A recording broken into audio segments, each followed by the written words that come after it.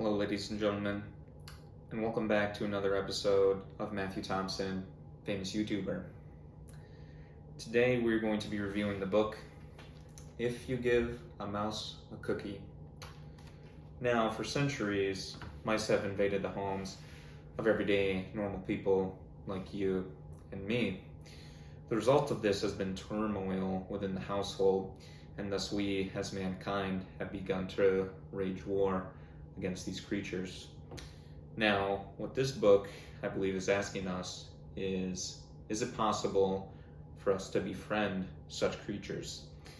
While we often, as people, will immediately choose the path of war, is there an option for peace here? And that's what I'm looking forward to seeing if this is the case. Now, starting off, If You Give a Mouse a Cookie by Laura Numeroff and illustrated by Felicia Bond. As you can see, this book belongs to Matthew Thompson, famous YouTuber. It's mine. If you give a mouse a cookie, and as you can see, the mouse is leaving his home and going on an adventure.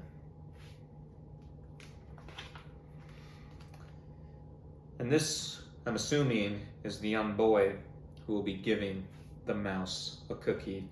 And from there, we can only see what happens.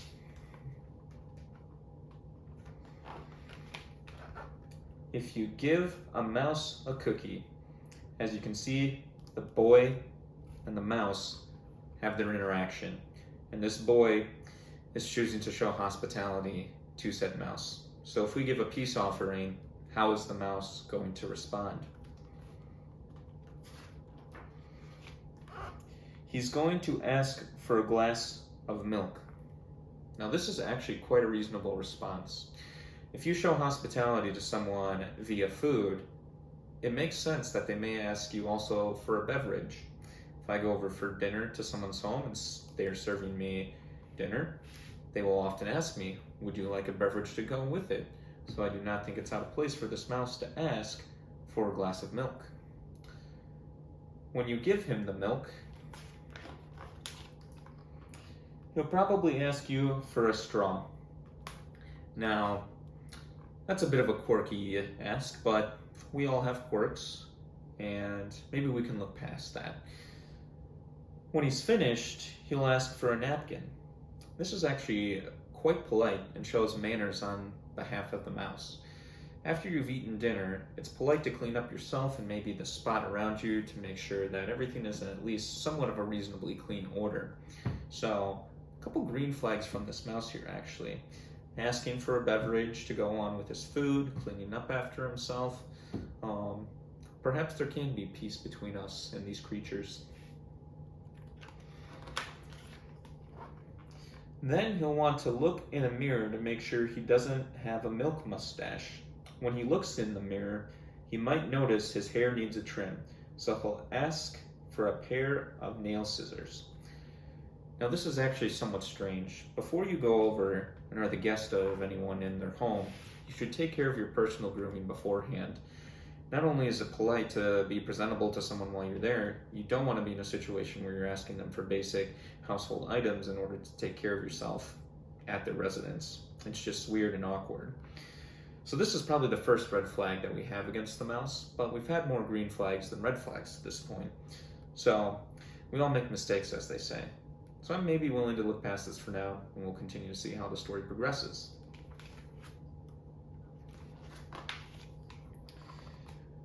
When he's finished giving himself a trim, he'll want a broom to sweep up. He'll start sweeping. He might get carried away and sweep every room in the house. Now, this is what we'll say our second red flag is. When you go over to the residence of someone's home, if you were to say by accident to make a mess, perhaps it might be polite for you to clean it up if it's not too difficult. Saying, can you give me a broom in order to do so? That means you've probably made enough of a mess that you've embarrassed yourself, and it might just be good for you to kind of leave it, let them know, and maybe leave at that point. But not only is this mouse asking for a broom to clean up everything, he's then proceeding to go into every room in your home and attempt to sweep them. And let's keep in mind, this is a rodent, approximately this big in size. So is there any realistic expectation that this mouse will be able to clean up these dirt piles that he's creating? Or is he just going to be creating more work for you? I think you know the answer to that question. Continuing though, he may even end up washing the floors as well. Now he's just continuing to take it too far. He has not only swept every room and you've had to clean up after him, he's now mopping your floors, which I'm only assuming I'll have to clean up after as well, because he has no capability of doing so as a mouse. When he's done, he'll probably want to take a nap. Understandably so, after you have decided to do all this work in someone's home, even though it was unsolicited, you may be worn out. And so at this point, the polite thing to do would be to say, I appreciate everything you've done for me. Thank you for the milk and cookie and the opportunity to socialize with you. I'm going to be on my way. You'll have to fix a little box for him with a blanket and a pillow. He'll crawl in and make himself comfortable and fluff the pillow a few times.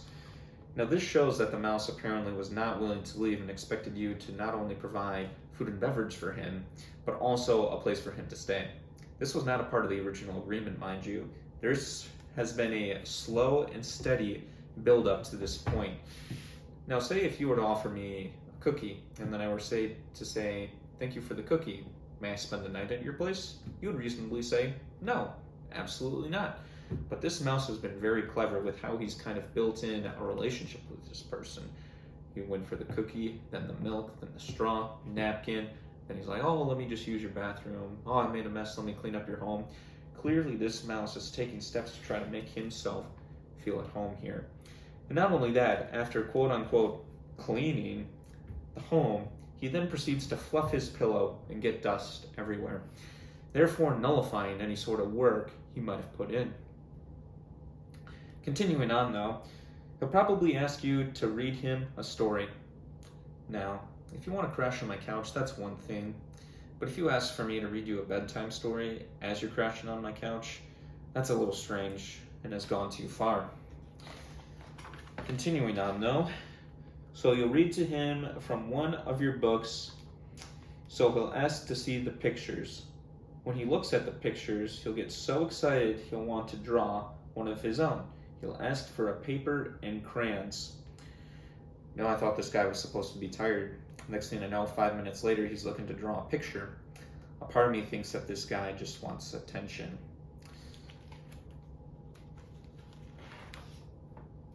Whoop.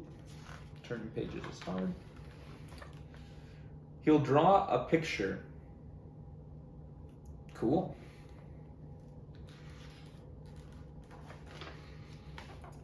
When the picture is finished, he'll want to sign his name.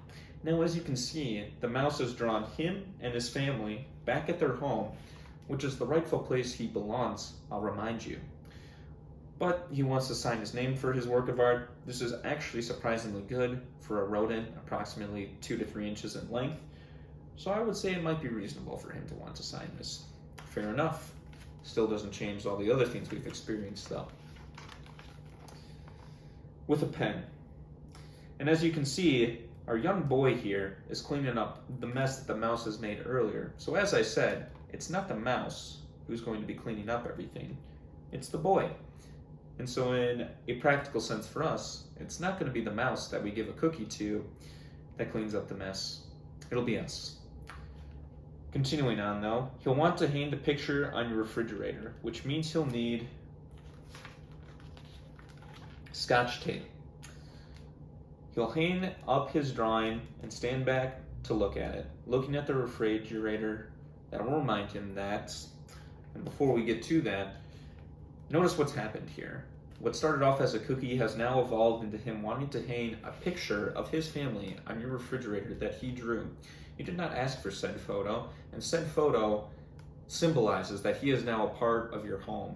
You hang pictures of other people on your home if they're close to you or have some sort of relationship with you. all we did was give this mouse a cookie, and now he's not only taken the cookie, but he has integrated himself into almost every part of our home. This is a frightening series of events that has happened over a mere day. So we have some major red flags here at this point. So unless if there's a drastic turnaround, an apology from the mouse for maybe staying too long or being assuming on your hospitality, I can't see how we can have any recourse for a reconciliation between the two. So continuing on, when he looks at the refrigerator, that'll remind him he's thirsty. So, and as you can see here, the young boy is tired out after everything he's experienced. And so he'll ask for a glass of milk. And chances are, if he asks for a glass of milk, he's going to want a cookie to go with it. And that's how the cycle starts, folks, because what happens when he wants a cookie and a glass of milk? He's going to need the straw. Once he has the straw, he's going to need a napkin to clean himself up. Then he's going to want to look in the mirror, see if he has a milk mustache. Then he's going to cut his hair, get your entire house dirty, or at least the bathroom dirty. Then he'll want to clean your entire house, quote unquote clean. Then he'll get tired, want to take a nap. While he's taking a nap, he's going to want you to read him a story. Then he's going to draw a picture, hang it up on your fridge, want another glass of milk, and here we are again. So point being, this is a vicious cycle, and this is a very predatory relationship this mouse has developed with this young boy here, who we can see now is utterly exhausted to the brink of ruin. Point being, no, there cannot be peace between us and these creatures. As it's been seen clearly in this book, and as author Laura Numeroff has shown to us, there is great turmoil between us and these creatures. And unless if we eradicate them from our homes, predatory things like this are going to continue in the future. So we must continue to wage the good warfare, and eventually we'll be free from said mice. Now, if you have found this informative, insightful, or enlightening to you in any such way, please be sure to like the video, leave a comment suggesting your views on mice or other things that we can review and inform you on in this channel. Please be sure to subscribe, hit the notification bell, so that way when new life-breaking information is released, you can absorb it immediately. Outside of that, I don't have anything else for you, so we'll see you next time.